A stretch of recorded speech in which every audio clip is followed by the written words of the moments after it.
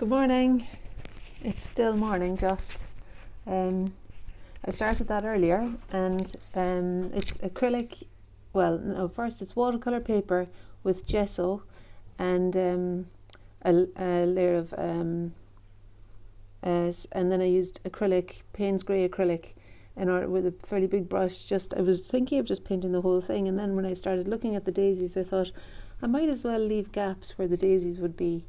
And there's something that I really like about it now, and it's caused me to feel a little bit of trepidation entering in again, because there's a kind of a balance I think to be achieved between having a little bit of an intention, but not wanting to make rigid the process.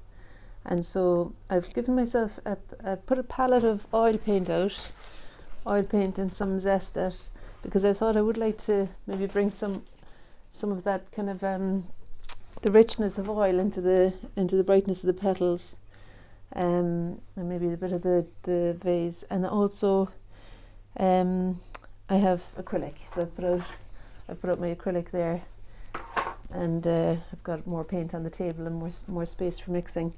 And so I think I'll start with the acrylic. I like to have something of the mid-tones kind of established. So I thought like some of the whites and the flowers have got a kind of a greyness to them.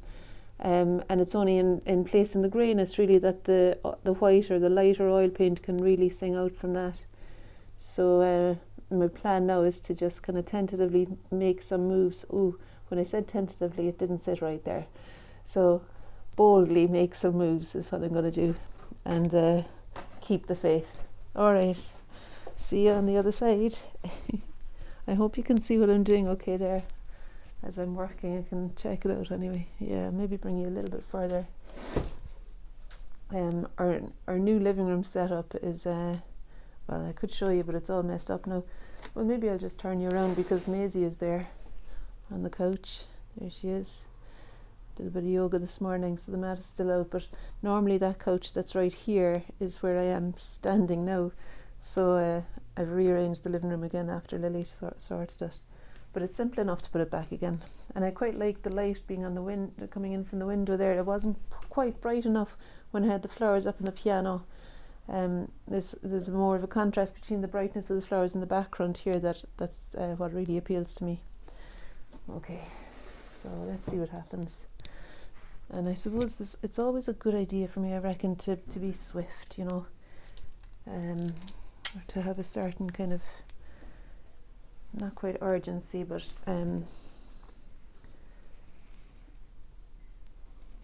that attitude of just focus, I suppose,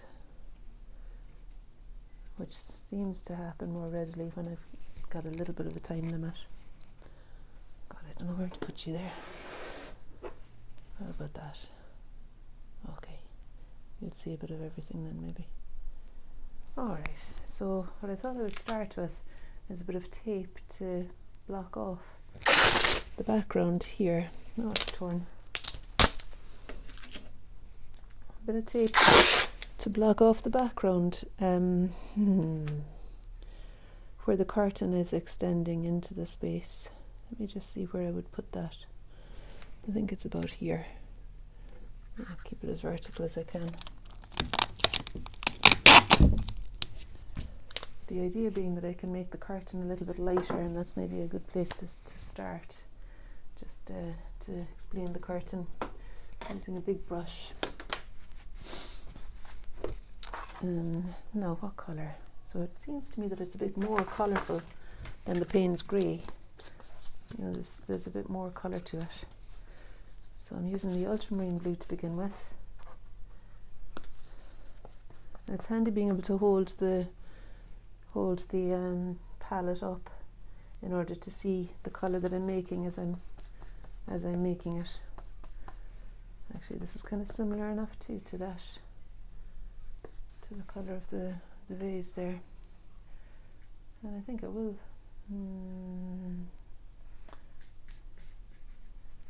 No, I'll leave it that far over. I think it needs to be about there.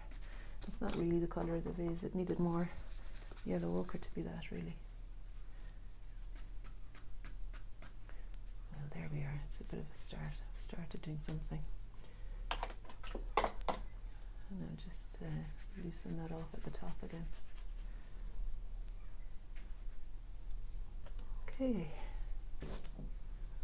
Now, so I'm going back to the curtain colour, hopefully. So less yellow ochre, more ultramarine, I think is what's needed for the curtain. And I would say I could do with putting some white into that as well, because the curtain reads as being a little bit lighter than the background does. Okay, so that's it fairly well mixed. It's not really until you see it on the paper to know. And when I put it on the paper, it looked to me like it was too light still. Too dark, I mean. So I put in some more white. A bit more white and even a bit more yellow. There we are. I think that's okay. I actually want to put more white in it though.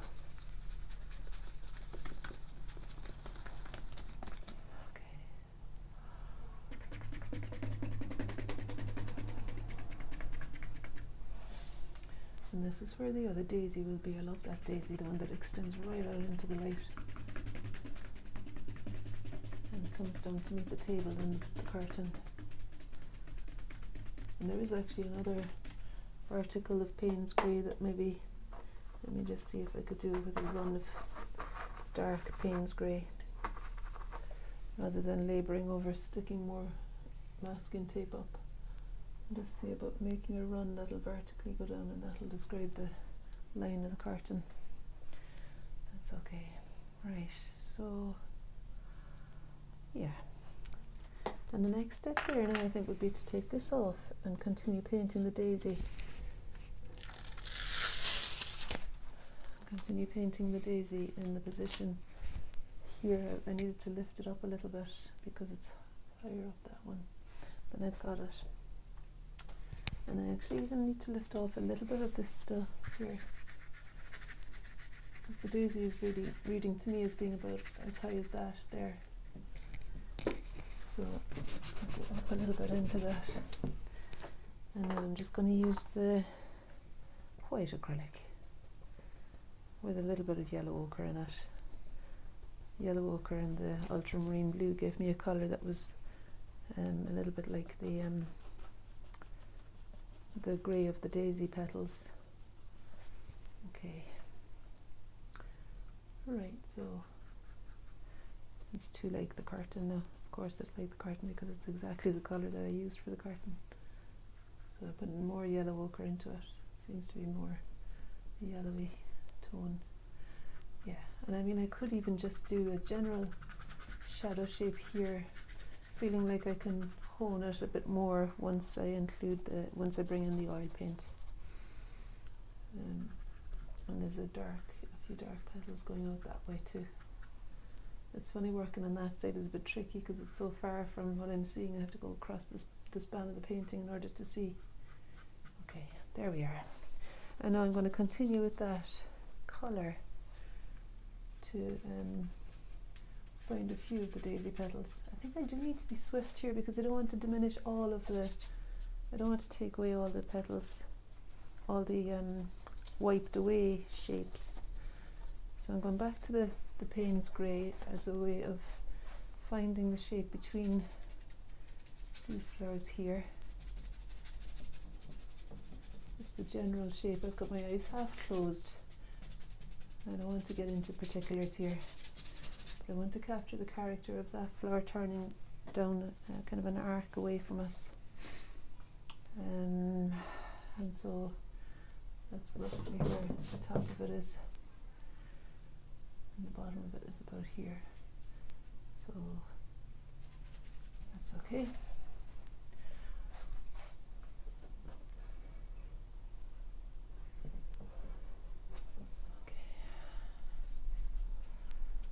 I want to be able to fit in all of these daisies. I don't want any of them being squashed in.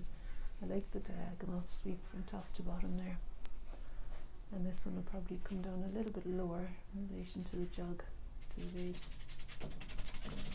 So I'll move that down a touch. Okay, and there's a big one there. Stand back regularly too. course, tuning out the old mind talk. It's a good idea. I'm just going to try and find a brush that'll work for me. Size-wise, this will be okay. So what do I do with this one?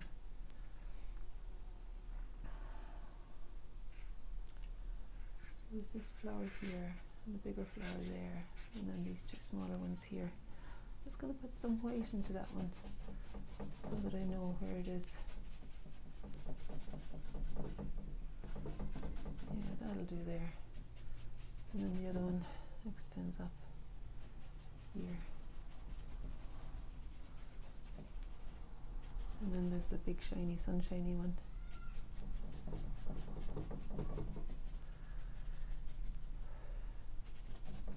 That's got quite a shadow in the center of it, so I'm going to bring some of that yellow ochre kind of colour into that one.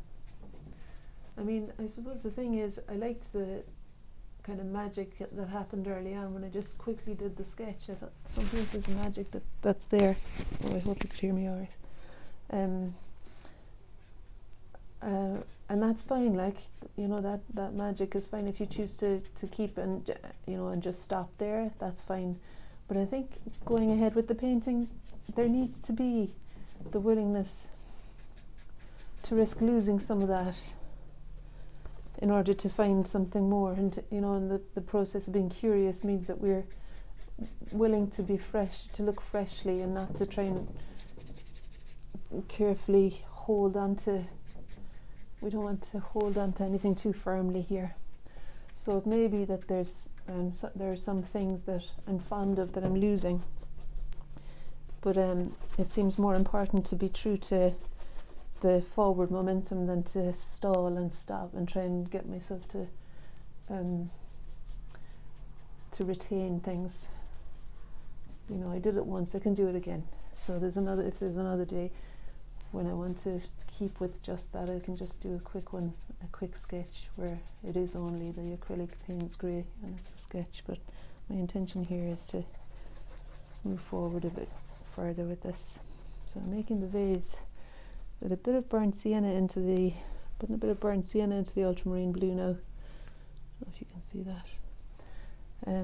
Because I think that's maybe more true to the colour that's here. Oh gosh, it wasn't very clean, was it? I mean, it wasn't very cleanly mixed. Ultramarine blue and burnt sienna together. It gives a kind of a Payne's grey again. I mean, it's all very Payne's greyish, but that's okay. And I am kind of interested too, at this stage, in placing the central line of that. I like that little blue vase, the blue line in the middle of the vase. I mean, it could actually be something that I would do in oil ultimately, but just for now, I'll indicate it. Needs to be a lot lighter on the other side, of course, where the light is falling.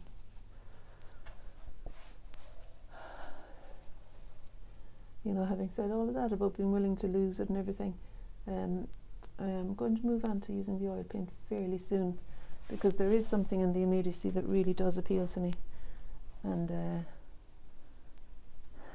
without being tentative or anything, I am aware of not making too many marks here. Okay. And there's this flower then that's these two, let's see, that might be kind of there-ish, and this one is there-ish. The measurements aren't completely right now, but I'm okay with where the flowers are placed, and if they're way off I can see as I go. See, so I'm just going to move that over a little bit more there, so that then this one can move across and there won't be so much of a space here.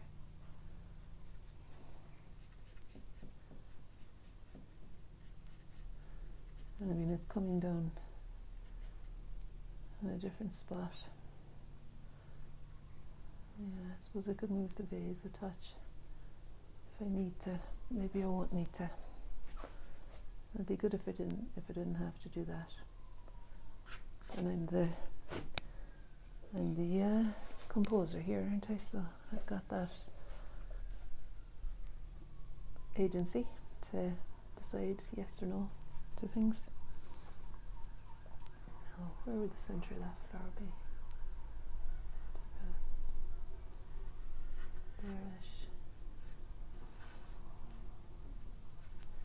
And you see the vase is more directly below those two, but actually I'm okay with it being slightly to the left. I say I'm okay with it, I don't know if I am or not, but that drip reads as the other side of the vase in my head anyway, so it's satisfying that part of me that wants to be exact. Now, it's funny how we have to kind of pander to these different parts of ourselves at times. I suppose we don't have to, but for a peaceful life I choose to sometimes. Now you see what I'm doing there is picking out the parts that I might actually do in oil paint. Okay, so what I want to do is I'll just put you back there a little bit more. What I want to do next now is to put something dark in to describe the leaves and the stems, the green for the stems, and the dark the centre for the flowers. But I'm going to select a dark colour for that centre. Some kitchen paper here. Just select a dark colour for the centre so that I can place the lighter oil paint on top. I think that's an effective way of using the oil, is to use it for the lights. So what I'm doing here now is mixing the burnt sienna with the yellow ochre in that centre.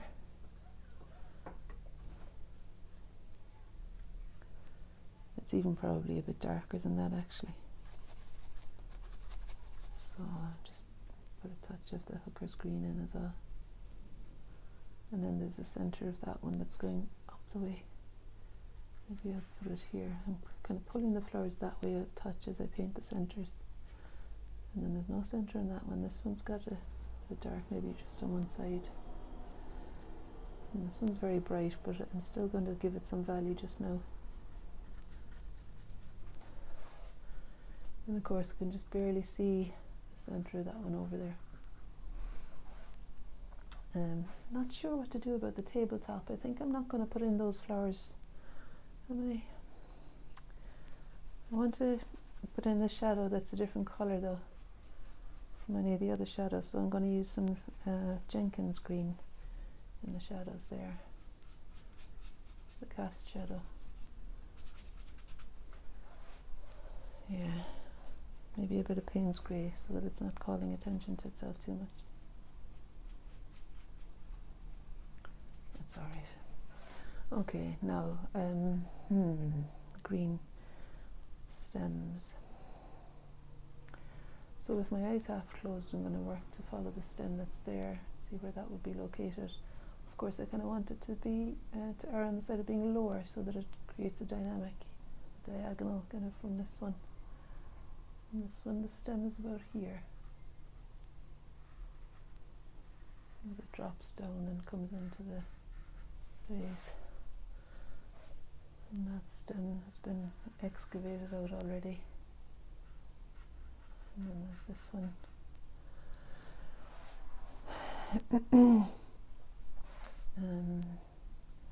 This one has a kind of a curvy quality to it.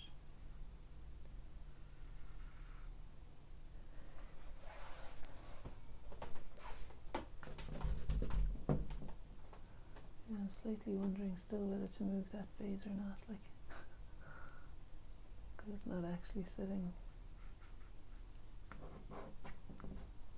That's gas, isn't it? I'm still bothered by that. I think I'm bothered by it because it's affecting where the stems go into the jug. So I'm mixing the burnt sienna now with the Jenkins green so that hopefully I'll get a colour that's going to read. It's not really giving me a dark enough colour, so I'm putting Payne's grey into it, because what I wanted to do is to, with my eyes half closed, and I'm kind of establishing the dark inside the vase where those leaves anchor in. And I'm just going to make or where those stems anchor in, I should say. And move down that one a little bit more. And so this then will be background colour. I move down that stem, and so this is going to be a Payne's grey background on either side of the petal that's coming from the other flower. That'll be petal there.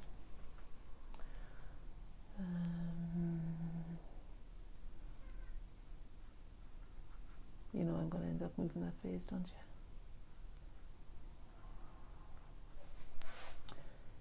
Okay. So where I want to move it is so that the one side is here and the other side is there.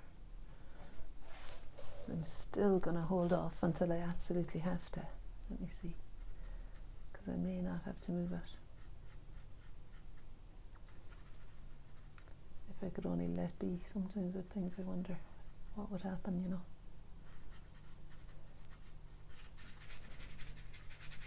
For the sake of the painting, to choose some things rather than to be exact. As Matisse said, exactitude is not truth. Okay. But I think there's something in the sureness of the steps of where to place things that's what draws me as well, you know, so I need to honour that too, that sureness.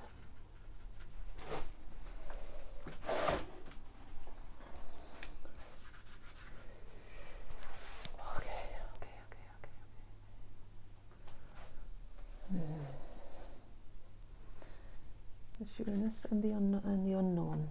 There we go, playing with those two. Let's see how this will work if I put some of the background in here. I'm going in with the pure grey, Payne's grey, so it's fierce dark. These bits I could go a bit lighter, or you know, mix it with water a bit more, so there's not such a clear statement. But something needs to be put in here.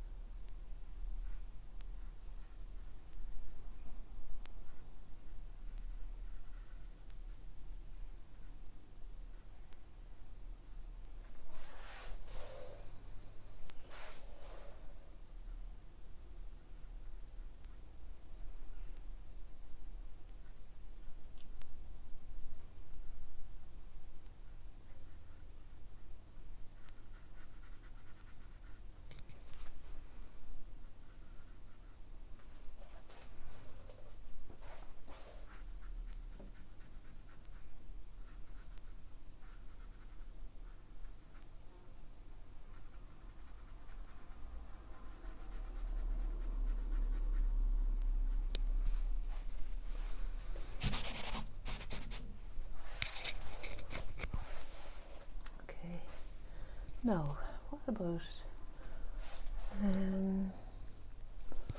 think I might head into the oil paint now, will I?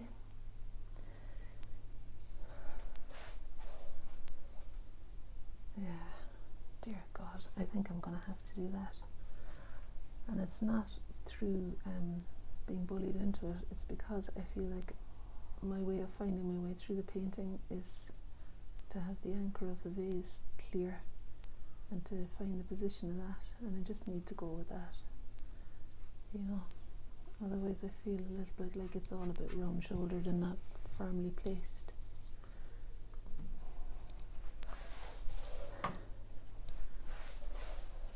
Yeah, it's okay. It's okay not to always have things toppling over.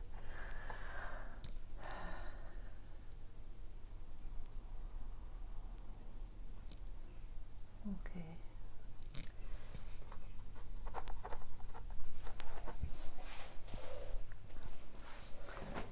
And I suppose it is my gig. I can choose if I want to be a little bit firmly, you know, clear about some things. And I think actually it's only in the clarity that we can then truly set ourselves free, you know, in some sort of an anchor. Can we then really launch into the unknown? And if we can believe ourselves, whatever decision we make, it frees us up to just enjoy it, and from there marks are made that are more exciting, I think. And just not loaded with worry.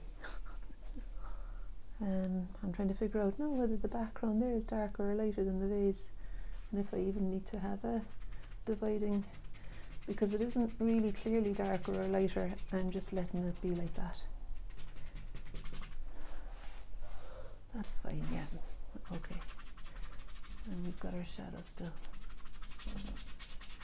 And I think a bit more of that white acrylic here.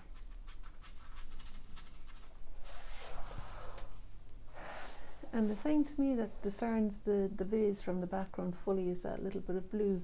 And I think I'll hold off like dessert and do that with the oil paint. And the bottom of that vase is a colour that I could put in with the acrylic, and then I could bring the white of the oil paint up to meet the base of that as well, maybe. So it's no harm sometimes, I think, to have kind of an idea in your head as to what the oil paint could be used for. Whether or not that transpires is a different matter. But it's nice to have little conversations with yourself, as you go through the painting, as to what feels like it might be exciting, and if anything, it keeps your mind occupied as well. Like, you can just get on with the job of painting, and with the joy of painting, which is what happens when the mind isn't involved, I reckon.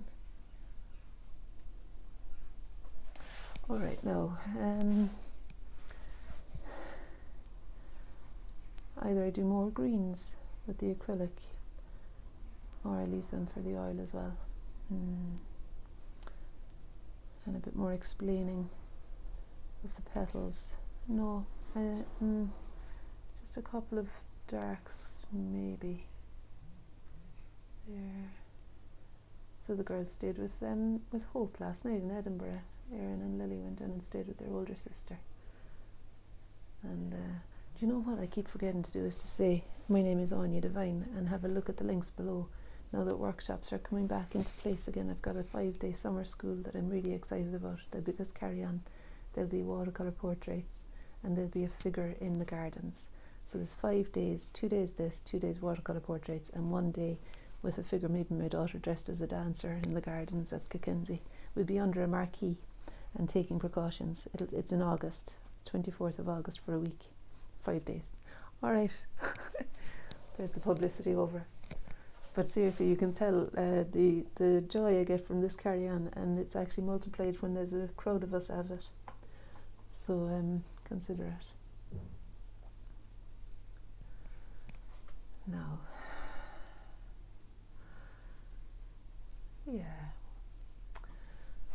Right, I reckon it's time to start using the oil paint, because there's kind of no going back once I step into oil. Let me just show you how it's going there. There's no going back once I step into the oil, really, because you can't put acrylic over oil. You can put oil over acrylic, but not the other way around. I had this board as an insurance policy prepared earlier to stop me going to, because I was so aware of not wanting to do too much, that I thought if I really feel like letting rip, I can let rip on that piece of paper down there. Okay, I like the look of that. It looks good, doesn't it? Now, the thing that excited me most was the flower at the tip of my finger there, which needs to be painted in here. And so that's something that I can establish with the oil paint. Maybe start with that one. Okay, what have I got now? Palette knives and different brushes and things. I like the brushes from Royal and Langnickel. These are the burgundy brush set. That's a bit bent. I'll try and find one. And I quite like to use these because they've got that bright, firm. They've got a firm bristle, and they come to a clean edge, but they're also firm. They come to a clean edge, and they're square. I don't know. I just like the shape of them. I usually have bigger ones as well. I'm actually going to use the one that I was using with the acrylic there, because I like that. I like to use a bigger brush where possible. So that's another one of the burgundy brush sets. They're firm. It's the main characteristic that I like about them. Put some kitchen paper over here. And you know, the other thing I wanted to say is I'm really liking the paper, the watercolor paper with gesso on it to paint in acrylic, and it's robust enough because it's the heavy watercolor paper and it's got a layer of gesso and no acrylic. It's robust enough to take the oil paint as well. Okay, so yeah, so what I'm going to be doing is I'm going to be painting this flower near the window.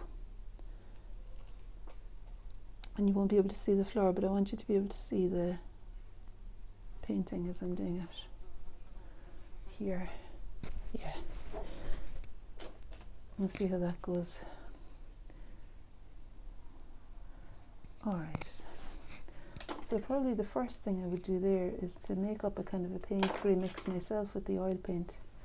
I'm going to use the ultramarine blue and the raw umber. Is it raw umber or burnt umber maybe? Because I want to make a colour that'll read as the curtain colour coming in here first with the thin dark. Just the space between the petals there. And there's actually, I've got some zested here that I'm just going to put in my finger in order to lift off this side. Just get the shape right. Yeah. I mean, actually the yellow is going to be here. Okay. And that's opened up all the way down because there's a petal that's almost horizontal coming in there. Just put a little bit of zested into this to keep it fluid. Keep it fluid and thin.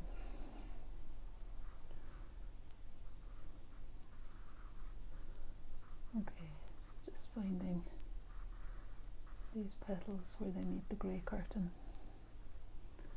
and as they begin to be lit up by the light outside the window there.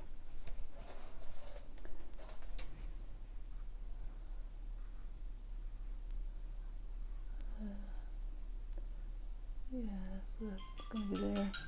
Oh. I'm just going to pause that note because sorry, I should have put it on silent. Do you know what? I'm going to stop actually because I do need to phone that guy. And so tune in for step 2. Okay, that's already half an hour.